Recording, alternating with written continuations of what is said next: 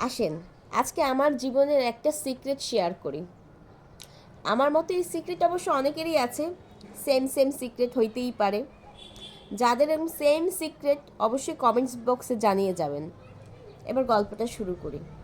মানুষ চা খায়, চা খাওয়ার নাকি অভ্যাস হয়ে যায়। মানুষ বিড়ি সিগারেট খায়, সেটারও নাকি অভ্যাস হয়ে যায়। জুয়া খেললে নাকি সেই অভ্যাস ছাড়তেই পারে না। আর এই আমি, কত বাবা মা চেষ্টা করলো আমার জন্য, একটু পড়াশোনা কর পড়াশোনা কর, সেই অভ্যাস আমার বাপ মা বানাইতেই পারলো না। শেষ পর্যন্ত অভ্যাস আমার কাছ দিয়ে বিদায় নিল।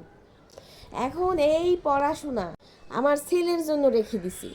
এখন মায়ের অধুরা স্বপ্ন, অধুরা অভ্যাস যদি এখন ছেলে কিছু করতে পারে।